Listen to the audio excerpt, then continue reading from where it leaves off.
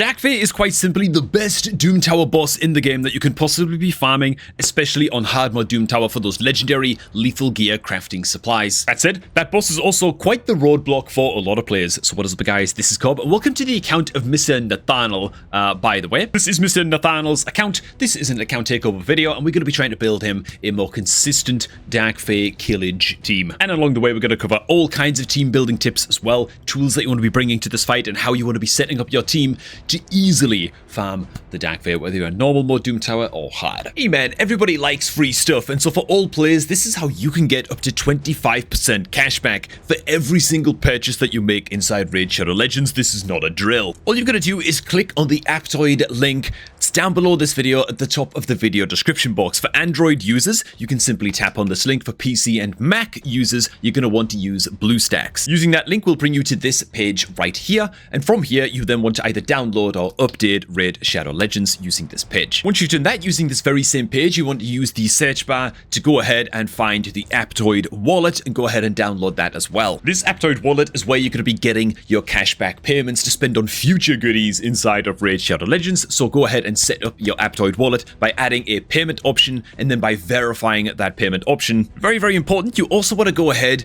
and use the promo code menu in your Aptoid wallet to use promo code COB for an extra 5% cashback on every purchase. And then that is it. All you're doing from there is launching Raid on your Android or on BlueStacks. Go right ahead and make your first in-game purchase. You will see that your Aptoid wallet is now linked up to your payment methods inside of Raid, and you'll also see how much of a purchase bonus you're going to get, which is your cashback that you're going to get straight into your Aptoid wallet anytime you make a purchase in-game. Again, it all starts by clicking on the Aptoid link that's down below at the top of the video description box. Make sure to get that done, and remember to use promo code COB inside of your Aptoid wallet for that extra 5% cashback. Get it while it's hot. First things first, nice and easy.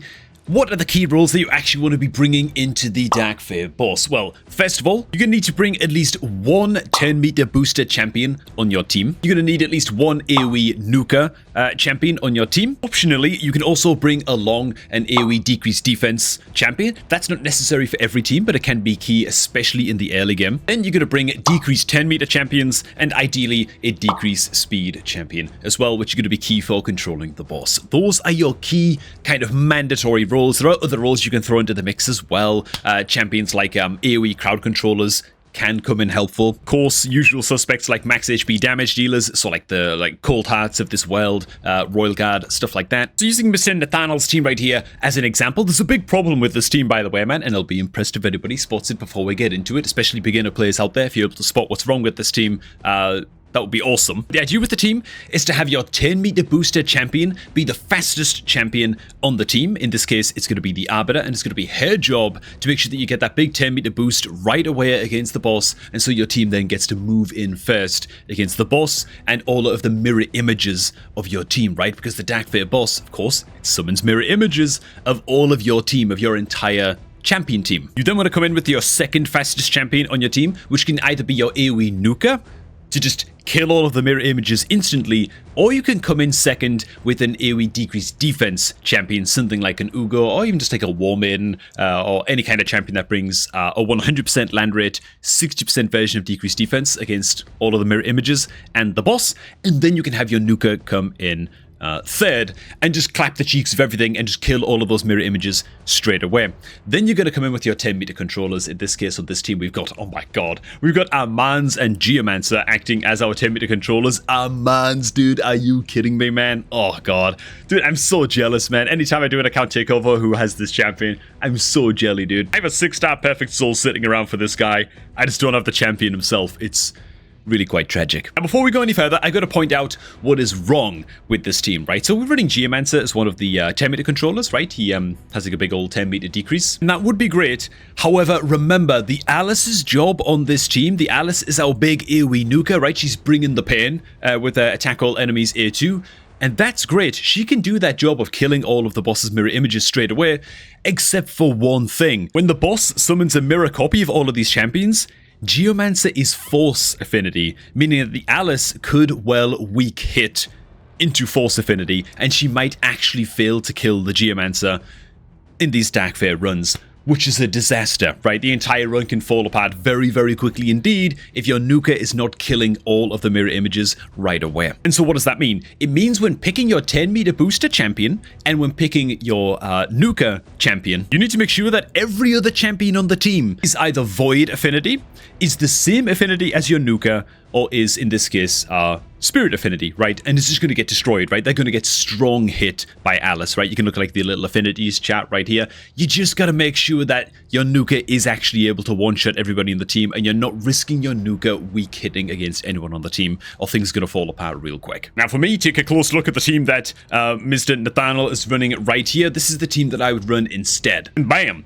I would completely get rid of the Geomancer, replace it with a Ruella instead. Ruella is actually going to bring a decreased speed debuff as well as some 10-meter control, so she's going to help out a lot more than the Geo would against this particular boss. And then we're going to replace the Ugo with Allure, right? Allure is going to bring all kinds of extra 10-meter control with her A1. Fantastic once you're 1v1 against the Dark Fae boss. And while the run is going to be slower with this team build, because we don't have like the Ugo's decreased defense, right? So it's going to take a bit longer.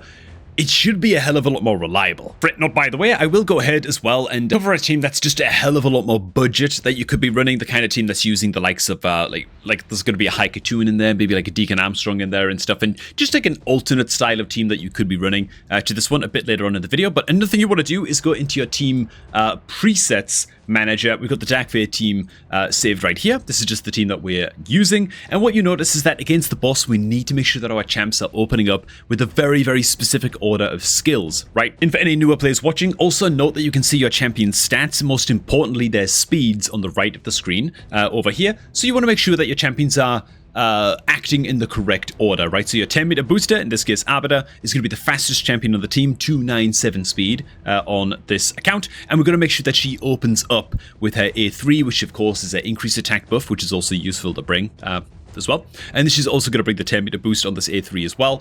We've got to make sure that she's using that right away against the boss, and so during round 2 of combat, you see I've actually disabled this A3 completely. We want to make absolutely sure that she's going to be able to open with her A3 once we get to the Dark Fae boss. Very, very crucial. Next in order of speed is the Armands, he's 257, and just like the Arbiter, we've got to make sure that he opens up with the correct skill. He's going to be opening up with his AoE 10-meter steal, right, against all those mirror images and against the boss itself. And yeah, that's what he's going to be doing. In the case of the Allura, whose only job it is to be a 10-meter controller against the boss at the end, we've just disabled her from using any of her skills on the final round, so she's just spamming her 10-meter control.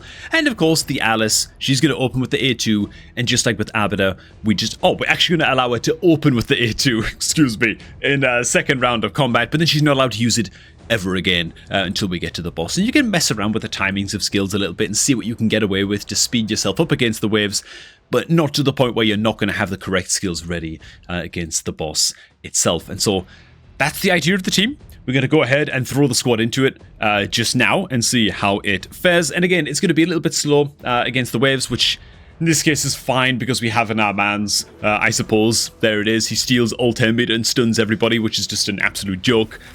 Which is another reason that I want to cover a bit more of a budget team that's not abusing Armands towards the end of this video. So again, stay tuned for that, for the more budget option that I'm going to be running still into hard mode Dark Fae. Maybe not max level hard mode Dark Fae when we cover that team, but I'll go ahead and let this play out. We've got a lot of 10-meter control in the team, so there's basically no way that the enemies ever going to get to attack into us, so I'll just fast forward to the boss. Okay, and as we arrive at the boss, I'm also going to slow the gameplay down a little bit so you all can see the skill order come out, right? So the boss summons all of the mirror images. First to move is going to be our Arbiter. Now, I will say here as well, this is another word of warning for when building your team.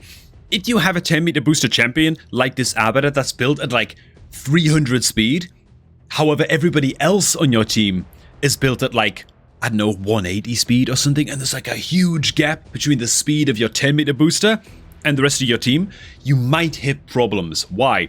Because even if this Arbiter here was to use her 10-meter boost, that actually might not give the rest of your team enough of a 10-meter boost to then move after your 10-meter booster, if that makes sense. In fact, the enemy 10-meter booster might actually jump in, boost the 10-meter of all of the enemy champions and the boss, okay, and potentially put some buffs on the boss as well, which can be a huge problem and also screw up your run. So while you want your 10-meter booster to be very, very fast, to obviously guarantee that you're a lot faster than the boss and that you're going to get to go first, having a champion that can also bring along like an AoE decreased 10 meter or even like a second 10 meter booster to go right after your first 10 meter booster, just to guarantee that all of your champions can move straight away and kill all of the enemy champions really, really fast, can be worth having. Anyways, man, there's the 10 meter boost from the Arbiter. In this team, we don't have that issue I was just talking about. The the Armand's is nice and fast at like 250 speed. He's going to come in with the AoE 10 meter control. And also stun up all of the enemy champions as well. Not that that really matters. He obviously gets like a little extra attack after this too. We also just get, oh, never mind. The Alice just gets to go next straight away. I thought the Rowella was actually going to go next, but now the Alice gets to come in, and she's built with enough crit rate, 100%, and enough crit damage that she's just going to one-shot everybody, and she doesn't weak hit against any enemies, right? If there was a Geomancer on the other side of the field, we might weak hit, that Geomancer might live, and then suddenly he steals 10 meter from the Allure, or like does some nonsense or whatever, you know, it can get real annoying. We don't have to worry about any of that because we built the team correctly, and now we get to come in with decreased speed and decreased defense coming out from the Rowella, and now it's just 10 meter control time. The Allure is going to spam her A1 for the whole fight, eviscerate the boss's 10 meter. Armand's is going to help out with 10 meter control. The Rowella's A1, she's attacking right now. She's also going to reduce 10 meter a little bit as well. And now it's just about staying ahead of the boss. And like the only limitation of this team then becomes, how fast can you make your champions, man? Obviously, you can get away with letting the boss get a few attacks in every now and then. It's usually not the end of the world. It can make the run a bit inconsistent, but like on my main account, I'm clearing the harder stage of Doom Tower on hard mode, and it's great, but it's like an 80 or 85% win rate kind of deal with me. I'm using Armager in that team, by the way. Literally an uncommon champion. So there are budget options that you can bring into hard mode Dark Fae as the 10 meter controllers and stuff, and you can sort of get by. If the boss gets an attack off, it's going to create a copy of one of your champions and apply True Fear to your whole team, which can be a bit of a problem. Again, it can make the run inconsistent. It's not necessarily like the run is just over instantly, though. It looks like we actually have enough speed on this team, though, to stay on top of this level of Dark Fae, at least.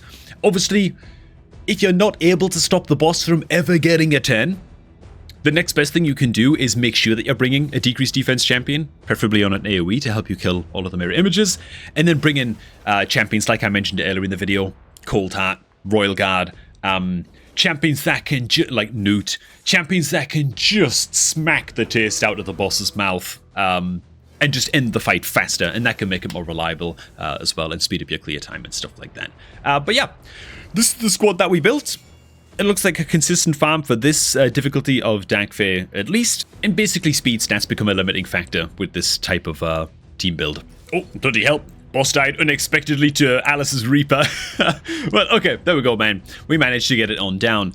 Bob's your Uncle Fanny Shrant, that's a dead Dark Fae. Now let's look at a slightly more budget option team. And when I say budget option, it's going to be on my account. I saw a lot of these champions like 3 or 4 times empowered and stuff. But I just want to show that you can make good progress through normal mode Doom Tower and well into hard mode as well with some budget option champions, as long as you keep on developing them, getting them awakened, getting them empowered over time and stuff like that. So here's the team. Let's give this a shot, man. We're going to be running not just High Katoon, but also Deacon Armstrong as well. So a lot of 10 meter control here, a lot of 10 meter boost, a lot of 10 meter decrease coming out from the Deacon as well. Again, he is 4 times empowered. He's absolutely rocking, right? He's doing he's operating at like 280 speed or something ridiculous. But Deacon is a great option champion to bring as your 10 meter manipulator. Not only does he boost your own 10 meter and decrease enemy 10 meter, but he also gets that extra turn and then can follow up with the big AoE decrease defense as well, which is just lovely. Like, this guy is one of those giga chads, man, into Dark Fae, and he's relatively accessible as well. High Katoon, we know what she's all about. She brings decreased speed on the A1 also, but we're not going to be relying on that, man, with the High Katoon.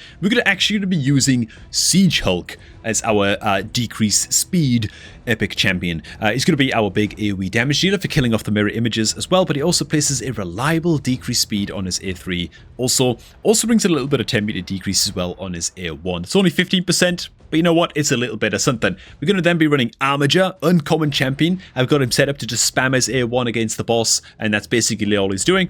And then we've got Cold Heart as well, of course, because, I mean, it's bloody Cold Heart. How can I do a Dark Fae video and not showcase the Cold Heart and a ridiculous 10 meter control A3? Let's just go ahead and throw this team on in. I've not actually tested this team yet, man, so this could go horribly wrong, but I hope it just goes. Tonight's recording session, can I just say, man, I normally, like, keep you guys sheltered from the behind the scenes goings on when shooting the videos, when I'm pumping like 2-3 videos a day or whatever. Oh my god, man, it eats up my time like crazy, uses up the full day. Most days, to be honest. And today's just been a crap recording session. Like, everything that could go wrong has gone wrong when building champions, when setting up teams. Everything's taken multiple recordings to get things right and to make the guides that you guys deserve, you know. I don't want to be screwing things up in the videos. I really hope this run just goes right, dude. Oh, Deacon, don't die on me, bro. Okay, we're good. We should make it to boss here, man. This is, again, the hardest difficulty of Dagfae in hard mode Doom Tower. So, let's see how we do, man. Okay, so all of the same rules apply with the previous team. We're going to have our 10-meter boosters act first. And, oh my god, did the boss just resist the 10-meter decrease from the Deacon straight away there? I think it did. Either way, man, now our big AoE nuke is going to come on in. This is going to be the Siege Hulk's job on this team to kill all of those mirror images. Then the Cold Heart's going to come in last and land the 10-meter control, which the boss had so much 10-meter that we just decreased his 10-meter by 100% and it didn't move. Bro, that's when you know that we might have bitten off a bit more than we can chew with this hyper budget team here, as of course the Siege Hulk is now going to get stolen. Gotta get the kill on him, or things are gonna go real bad real quick. Decreases 10-meter. Come on, he's gonna die, right? Okay, lovely, he does. And we're back in business. We're back in business, guys. Things are really, really tight. But I think that we actually will hold on to this now, man. So, the Siege Hulk now needs to get up his decreased speed debuff against the boss as quickly as possible. Bam! There it is. That's gonna help us out significantly. And by significantly, I mean it's going to allow us to hold on for dear life. Again, not tested this team. I really hope they can just pull it off, and it would be so epic. It looks like we're about to lose the Armiger, though, as the boss was able to get up a increased speed buff, which is quite the problem. Team doing what they can to... Oh my god, it got around again to creating another copy that quickly? Oh, we might be in some trouble. The Siege Hulk might just not be cutting this, to be honest. If that Siege Hulk gets off an attack as well, we are so dead, it's not even funny. Somehow, though, we hold on. And now, to be fair, without the Armiger, are we able to do this? We've got some pretty good 10-meter control still on the team, but the boss is going to get off occasional turns here. So now it's just a bit of a race against the clock to get this thing dead. Come on, Deacon. There's the big decreased defense. We really need the Cold Heart to get off her A3 again. It's about to come off now. There it is. That's a big 10-meter decrease right there. Dude, Cold Heart is just absolutely ridiculous, dude. Can I just say? So every champ doing their bit here. But as you can see, max level, hard mode Doom Tower, Dagfae, it's no joke, man. If you're going to try and get by with these budget champs, they better be in some bloody good artifacts, man, or things are going to start falling apart pretty quickly. Oh my goodness. Okay, can we finish this?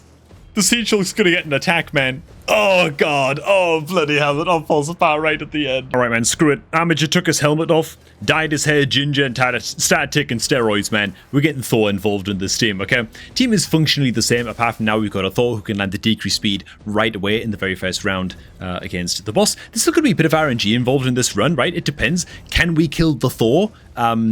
With half our champions on the team being true feared, that's going to be the question here. It looks like we should be able to have what it takes to get him dead. And now he's just a slightly better 10-meter controller than the Armiger. So I'm pretty confident this is now going to push us over the edge, plus with the Thor's damage, you know, to getting this done. But the point is that even with the Armiger on the previous team, would have been immensely budget, and I'm pretty sure with like slightly better gear, they probably could have got the job done, but I'm cheating a little bit here by just throwing in the Thor, man. But there you go, man. There's a couple of teams that you can look to build. Now, to cover some champions that you can look out for that we didn't yet spotlight in this video. We've covered a good bunch so far, but there are some that we are missing. And just in case we need evidence, I suppose we'll just watch the boss die real quick. But I don't really have anything else to say anymore at this point of the video, so rather than just look at the camera awkwardly while the boss dies, I'll skip ahead just a little tiny bit. I mean, the boss is like barely getting a turn anymore. Cold Heart's about to get a big smack off all over again. It's kind of over. And there it is from the Cold Heart. Jobs are good, man. Dagfae down, not Dagfae down. Now, just to touch on some champions that I didn't actually highlight so far during this video, right? We've seen a couple of teams so far. There's a few champions you might also want to consider here, man. If you've got these champs, you might want to work them into your team. One of them is of the Dwarf faction. I'm going to keep it to epic champions. Runekeeper Dazdirk is great. Why? Not only does he bring increased attack, helping your Nuka to well, just blast the hell out of all of those mirror images, but he also brings the 10 meter fill of 25% as well on his A2. And so he can operate that role of boosting your damage a little bit, right? Maybe you don't have like an AoE decreased defense champion. Maybe you can make do with an increased attack buff instead to help your nuker kill all the mirror images. And then he can also boost 10 meter too. Great little support champ for Dagfair. Another that we didn't touch on is in the Barbarians faction. It's actually Amina. This big, beautiful lady right here, man. I tell you what, man, I actually have this champion on my own free-to-play account. Quite excited to build her out, and she's quite a solid one. Okay, she brings on the A2 and attack all enemies, 100% land rate, decreased defense, which is lovely.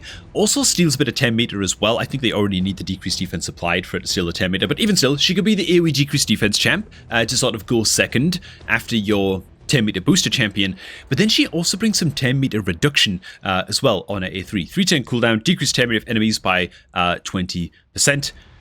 Just very nice. So she kind of checks both boxes. She kind of fulfills both roles. She's going to help you out against the waves of enemies as well, just getting you to the boss. And so Amina is another option that you got into Fair. Another champion option is going to be Sylar, Void Epic of the Dark Elves faction. This gal's crazy as hell, man. On the A3, this is what it's all about, really. 410 cooldown, doesn't really matter, you just need to land this once. Well, okay, fine, you might land it multiple times against the boss, but place 30% decreased speed debuff, strong version on all enemies for 2 turns. Can't weak hit, obviously, because she's void, it just places it. Decrease the 10 meter of all enemies by 40%, okay, which is obviously amazing against, I know, the mirror images and the boss. You could even run Sylar as just the fastest champion on your team, and instead of bringing a 10 meter booster, you could just bring a very fast Sylar, and that's totally like an option that you can use as well. And yeah, great champion, very understated, fantastic against Dagfair. Brings attack all enemies and all skills as well, so, well, there you go. She's just a good egg. Cold Heart, we don't need to look at her again. I tell you what, man, if I've missed any of the champions on this list that are just like budget-ish options into Dagfair that, you know, a beginner player might hypothetically be able to get their hands on to really help them out against Dagfair, fulfill one of the really key roles on the team, plop it down in the comments, man. Make sure that I'm not missing any here. I feel like I'm missing some more obvious ones that we haven't spotlighted yet, but there you go. Anyway, man, before I leave, quick reminder, make sure that you are getting your up to 25% cashback on every single purchase that you're making in Raid Shadow Legends. All you gotta do, man, is click on the Aptoid link down below. Use that link to download or update Raid Shadow Legends. Download the Aptoid wallet while you're there. Set up your payment option, verify your payment option, and then anytime you launch Raid Shadow Legends on your Android device or on your BlueStacks, you'll be getting that juicy cashback completely for free anytime you make an in-game purchase.